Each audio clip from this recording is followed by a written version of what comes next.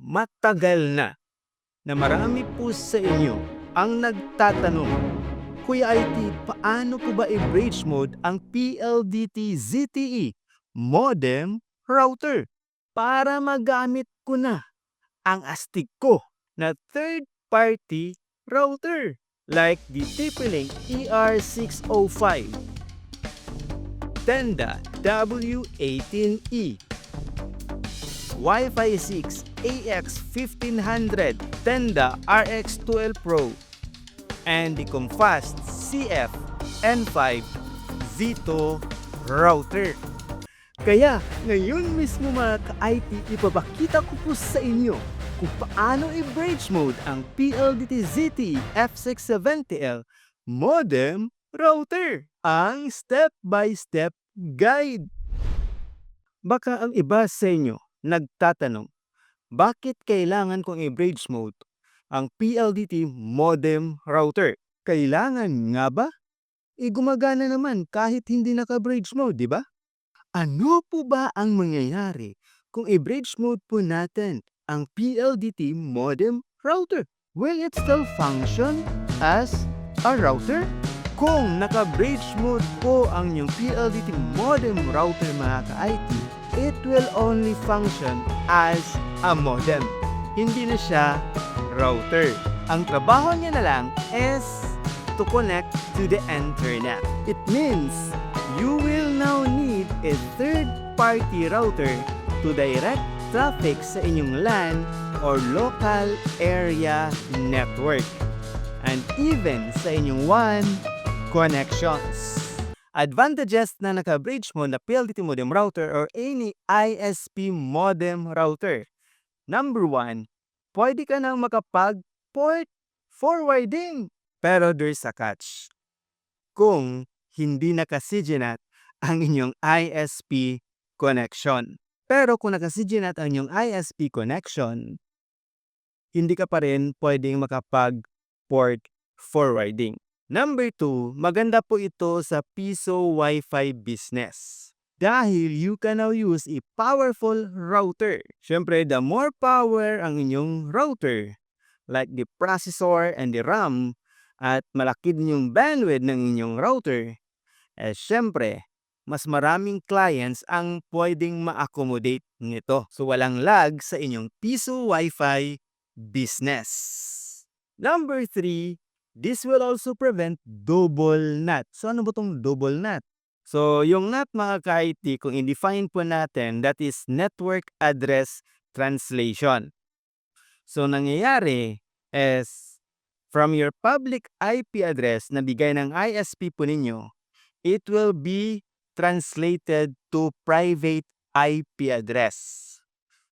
So, tawag po natin dyan is NAT.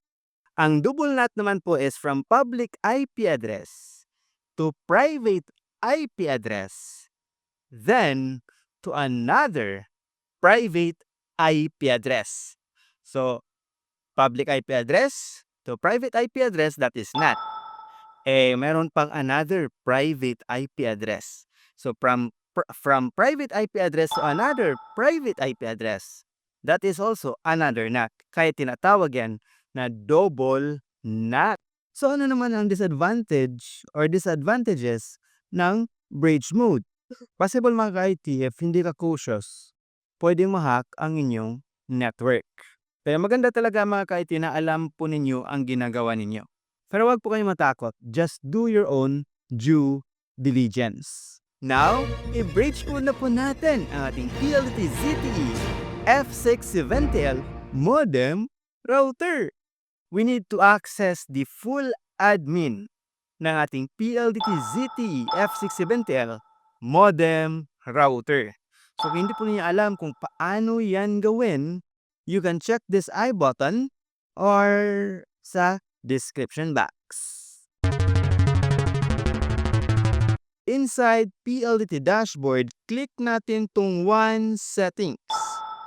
Dito sa Internet WAN connection, if i-click po natin itong Internet TRO69, you will see na naka-routing type po ito.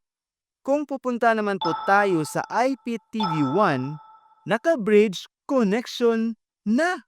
So ang pinakamadaling paraan to bridge mo the PLDT ZTE modem router is to turn off the VLAN of Ethernet TR069. But remember the VLAN number first. Sa akin is 1030. Take note of it. Now, apply. Mawawalan ka ng internet access. But don't worry. Now, click the IPTV1. Change the VLAN 1025 to 1030 and apply. Navigate tayo sa port binding sa IPTV1. Make sure na naka-check ang 14. If hindi naka-check, i-check lang po natin and apply. Bridge mode lang ang inyong PLDT ZTE modem router. After that, i-connect na po natin ang ating third-party router sa LAN 4 ng ating PLDT ZTE modem router. The connection is LAN 4 from PLDT ZTE to one port ng ating third-party router.